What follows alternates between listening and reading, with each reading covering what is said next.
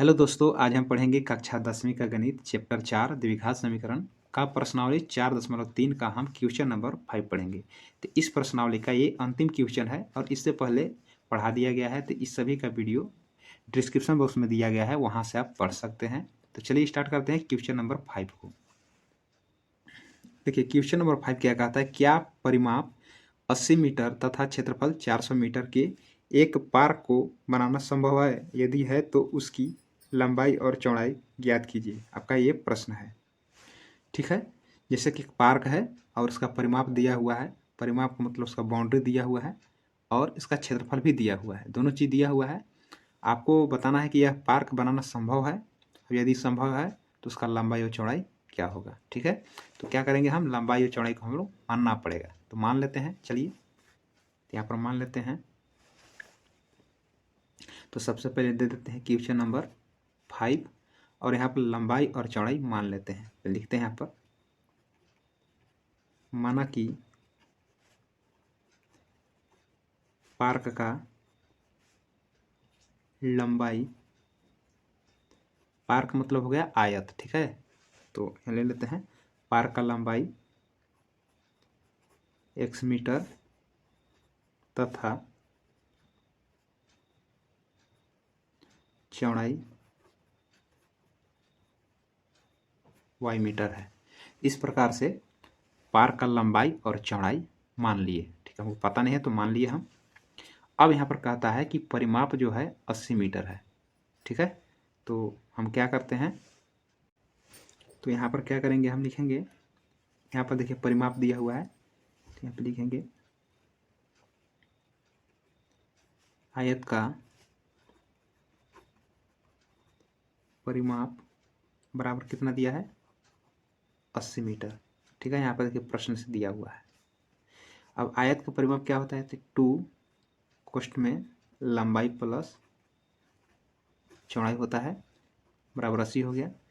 2 देखिए गुना में है, चला जाएगा इधर भाग में। ठीक है, तो देखिए पहले मान बिठा लेते हैं 2, लंबाई को क्या माने हैं x और चौड़ाई को माने हैं y। तो यहाँ पर y लिख लेते हैं बराबर 80।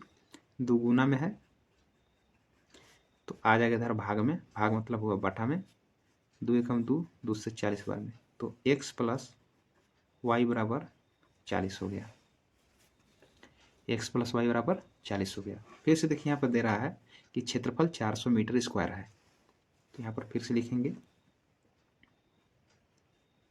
कि आयत का क्षेत्रफल बराबर कितना है, 400 मीटर स्क्वायर है, 400 मीटर स्क्वायर है। ठीक है, अब आयत का क्षेत्रफल क्या होता है, लंबाई गुने चौड़ाई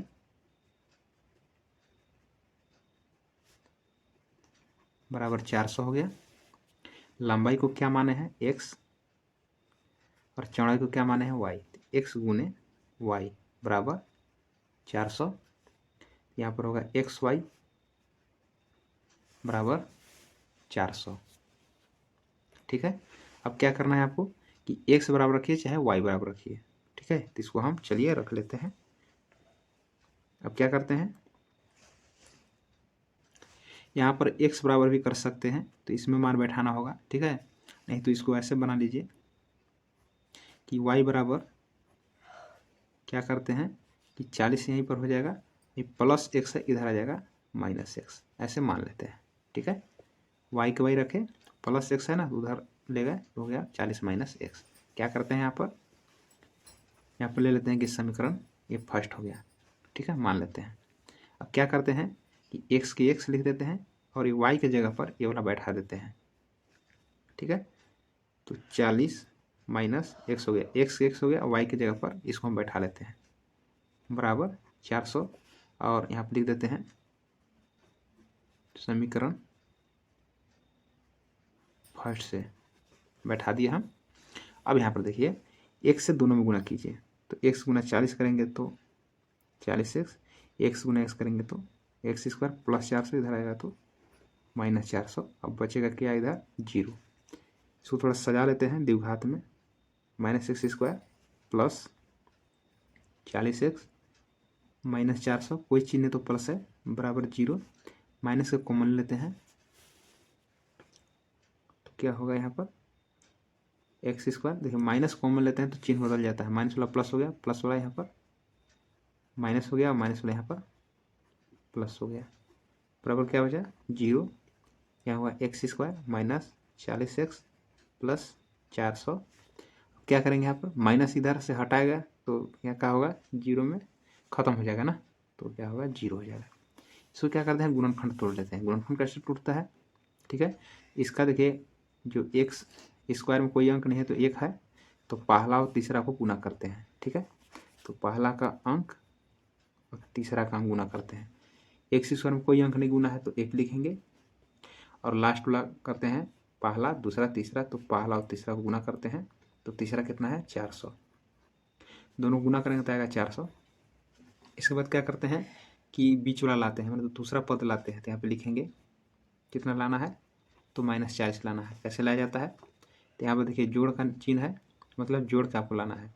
तो 2 अंक आपको ऐसा सोचना है कि दोनों को गुना करने के बाद 400 हो जाए और दोनों को जोड़ने पर 40 आ जाए, तो क्या होगा 20 और 20। 20 गुना 20 करेंगे तो 400 हो जाएगा, और 20 और 20 जोड़ेंगे तो 40 हो जाएगा। लेकिन यहाँ पर -40 आना चाहिए, तो दोनों में हमको चिन्ह माइनस लगाना होगा, ठीक है। अब क्या करना है कि -40 के जगह पर ये दोनों को रख देना है। लिखते हैं यहाँ पर एक्स स्क्वायर माइनस 20x। अब यहाँ पर देखिए यहाँ पर x है तो दोनों में x लगा कर लिखना है, जैसे कि यहाँ पर लिखते हैं -20 था, इसमें x लगा दिए, फिर देखिए -20 है, फिर से x लगा लेंगे, प्लस 400 बराबर 0। ये दोनों में कॉमन, ये दोनों में कॉमन लेना है, ठीक है। तो कॉमन कैसे लेना है, तो देखिए ये दोनों में x है तो क्या होगा, यहाँ पर 2 x है, यहाँ पर 1 x है, तो 1 x बाहर हो जाएगा, क्योंकि 1 x से दोनों में भाग लगेगा। अब x से भाग लगाएंगे एक्स स्क्वायर में, तो यहाँ पर 2 x है, 1 कट जाएगा तो 1 बचेगा, और x से भाग लगाएंगे 20x में, तो x कटेगा, क्या बचेगा -20। इसके बाद ये दोनों का काम खत्म हो गया। अब आगे देखिए माइनस है तो माइनस लिखेंगे, यहाँ पर 20 है, यहाँ पर 400 है।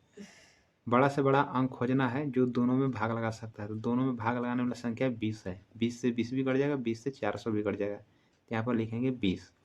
तो 20 से भाग लगाएंगे, -20 से भाग लगाएंगे -20x, तो माइनस माइनस क्या हो गया प्लस हो जाएगा, 20 से 20 कट जाएगा, क्या बचेगा यहाँ पर x, माइनस और प्लस क्या हो जाएंगे माइनस, अब 20 से भाग लगाएंगे 400 में तो 20 बार में कटेगा, बराबर क्या होगा 0। इसके बाद क्या करना है कि दोनों में से कोई एक लेना है, ठीक है, और बाहर बाहर एक में लेना है, बराबर 0।